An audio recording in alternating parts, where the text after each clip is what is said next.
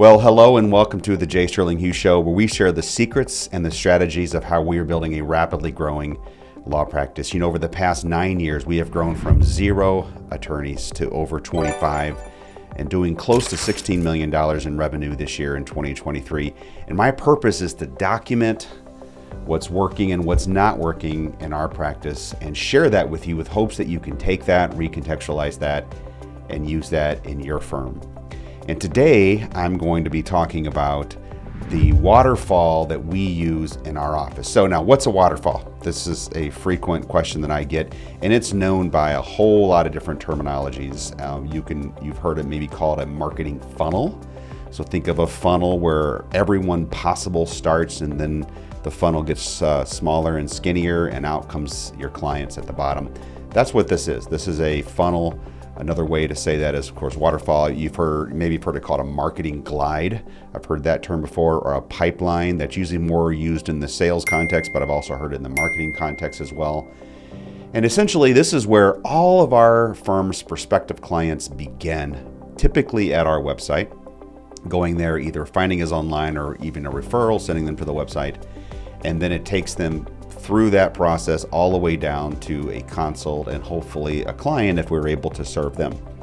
So what I want to do is share with you our marketing funnel. Now, this is super fresh information. This was yesterday's information in our firm. So today is September the 9th, and I'm recording this. So this is September the 8th information, and it's pretty current. So it took our firm about 9 years to get here. So this is a fairly sophisticated waterfall, and starting off, this would not be a realistic expectation, but I want to illustrate what you can do with a document like this, or a tool that is so effective in understanding what's happening in your firm and what levers you need to pull to improve things. So if I were starting off, it would be much more simple than this. Very, very simple. And then over time, as your measurement abilities increase, then you can make this a more and more sophisticated tool to use in your practice. So now we, as a firm, our marketing and management team meets together every single morning at 8:45, and we call that a huddle. And we have representatives from really all parts of the firm, everything from marketing to our intake team, to our consult team, to our legal team, of course. Our finance team is there, our HR team is there, or at least the leaders from those different teams are there. So we're all looking at this together on a daily basis. And it's important because we use it as an early warning system, a leading indicator of issues that are coming for us down the road. And it's also somewhat of a lagging indicator as well on some metrics, but for us, we want to understand what's happening in our firm in current real time. And we want to be able to forecast issues that are coming and know that we can make some moves to stave those off or mitigate those issues as they start to arise. So that's how our firm uses it. And we've got 5 significant regional offices over 2 states, and we're just spread out. So we need this sort of a tool to bring us together on a daily basis and look at what we need to look at the changes we need to make within our firm and what levers to pull. So I'm going to walk you through what we use and do my best to explain it. Visualizing a waterfall, or visualizing a funnel probably more appropriately. And for us, that starts with all of the users on our website. And we've got some targets that we look to do. We want to get about 5,200 plus users per day on our website. And so we start with users. And for us, yesterday's 28-day rolling average, we were at about 5,700 users per day on our website. And that also includes robots and all the stuff that's out there in the web where people are sending automated bots to different sites to check them out.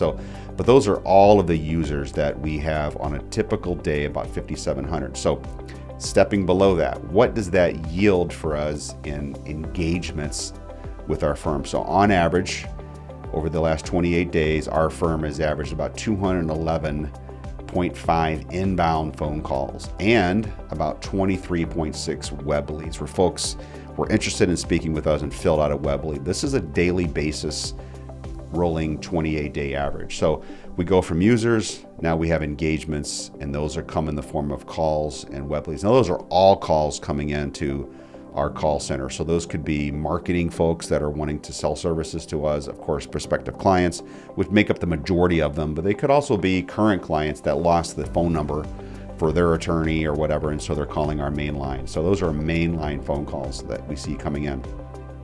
What that yields for us is that yields about 112 potential clients. And these are folks that we define as having some sort of legal problem that we might be able to address. And then we screen them further from there. And we want to qualify them to understand, are these folks presenting with a family problem that we are able to serve them with? So we call that a qualified potential client. So we go from PCs to QPCs. And for us, that number drops from 112 potential clients down to about 66 and a half qualified clients. So now we've identified those folks that we have an opportunity to take care of and to serve. So we'll engage with them and try to understand what the nature of their problem is. Is it something our firm is equipped to serve them on?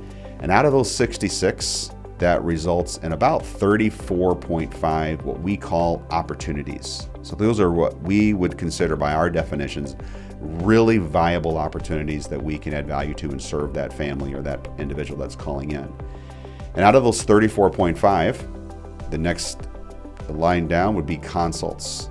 These are folks who actually book a consult with us. So not only can we help them, and now they've qualified to the point where they're schedule a consult to come in and meet with us and understand more about how we might be a solution to their problem that they're working through.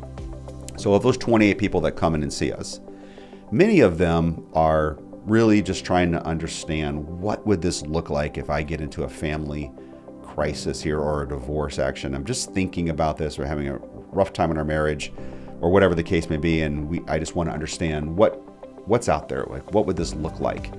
And so out of those 28 people who come to get that information from us, we quote them. About 22.6 of them turns into an actual quote. And these are folks who are like, yeah, I would like to understand the financial investment for your firm to work with me.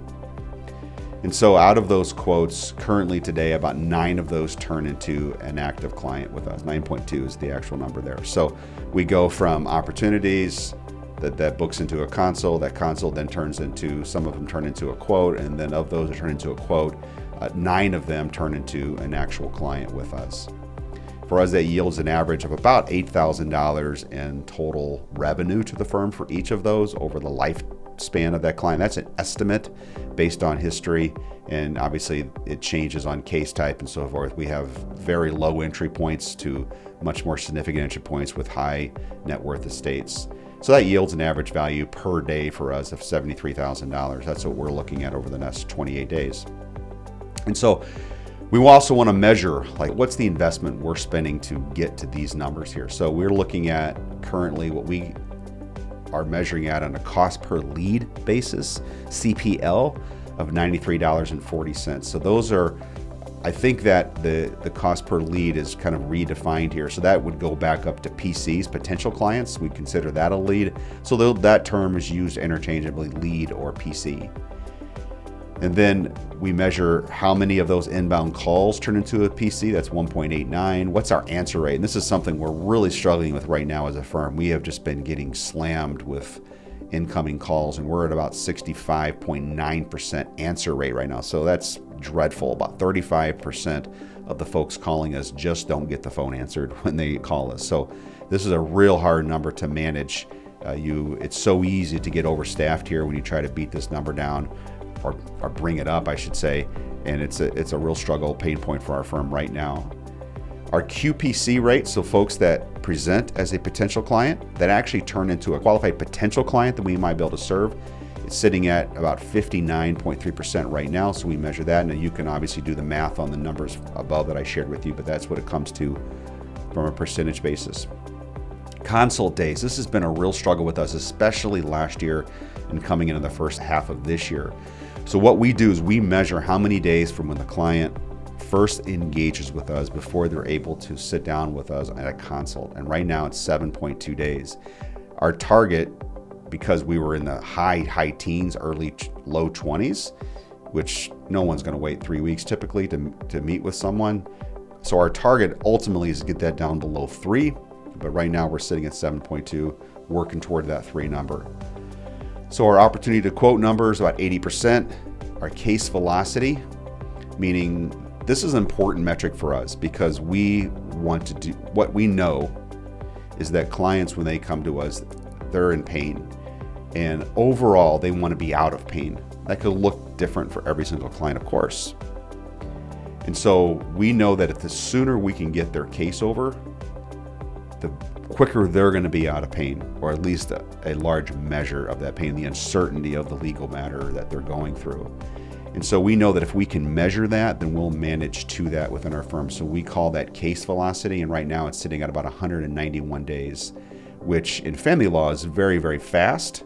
We want to keep that below 196 on average. So that means every case that comes in to see us is over within 191 days on average, of course. And we have some that go much, much longer that are very litigious type cases.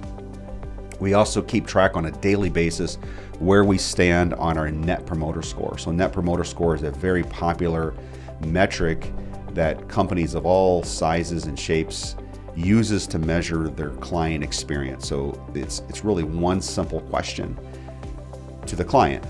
Mr. or Mrs. Client, on a scale of 1 to 10, how likely are you to refer our service or our product to a friend or a family member? And if the client says a 9 or a 10, there is what they consider a net promoter. They promote the business, they promote the product, they promote the service. If the client says 7 or 8, then they're neutral. They're not like super excited, but they're not like raving mad either. So that's a 7 or 8 in the neutral. That would be a 0 essentially. And then if they say I'm a 6 or below, they would be considered a detractor and someone that is out there at probably speaking negatively about their experience with that company or that firm or whatever. And so you average those numbers together, and our number is 56, which relative to our peer group, which we're not excited about comparing ourselves to, but relative to our peer group, which is in the high 20s, that's a good number, but we feel like we can set the bar at a much different place and try to get that up more in that level of Apple or Disney or whatever. They have really high Net Promoter Scores in the 80s. So we watch this number on a daily basis. We're also watching, and these are kind of outside of the waterfall. These aren't necessarily waterfall metrics, but these are numbers that we watch on a daily basis. We have a target of 964 active clients at any one time. Over the course of the year, that yields about 2,700 clients, but we're now below where we need to be. So we're, for one of the first times in our experience, below our active client number, because I think the big factor there is that we have taken a lot of the time off the attorney's calendar by helping them with consults, and we've grown. We've added more lawyers than we have clients at the pace we need to. So right now we're at an active number of 848.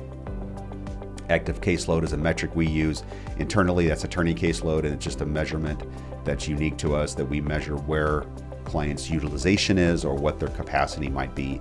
And it varies by attorney, but we target 300 and we're a little below that. Our internal NPS, these are the numbers that we look at from an internal basis of what we believe the client is at. And so we look for a discrepancy between what the client reports and what we anticipate the client will say. It's always higher on our end because we don't anticipate sometimes when clients are frustrated or unhappy about something. We have a measurement that we look at called Clean Dashboard, and that simply is a project management tool. We want to keep our velocity going high on our cases, and having a clean dashboard, meaning we got rid of all of our tasks for that day, is an instrumental measurement to predict where we're going to be on our case velocity. We also look at our future consults. These are the raw numbers now. These are the consults that we have that are currently scheduled out there with our team, and it's at about 185 right now. And then future consult days is a number that we're watching very diligently. Like I said, we want to get that number down below 3. It was in the high teens, low 20s at some point in the recent past, and that was dreadful, and we've worked really hard and done a pretty good job thus far getting down below 9. I'm hopeful that we'll get down below 5 by the end of the year and get that into the 3s by early next year. And then the last metric there is what we watch on a daily basis is our cash coming in. So we had 2 low cash days. I think, follow a holiday, that's pretty typical. So our target on a daily basis is $68,800. So that's our waterfall. I hope that's helpful to you and maybe even a little bit inspiring of what you could get to. And I've always learned the hard way, some cases, that if you don't measure something, you cannot and will not manage it. So if we say it's important in our firm and we need to measure it, and the only way to manage it is to measure it. And if we say it's important but we don't measure it, that's just saying it's not important. Another way to say that. So hope that's helpful to you, and I hope that adds value to your firm as you grow it. Have a great day.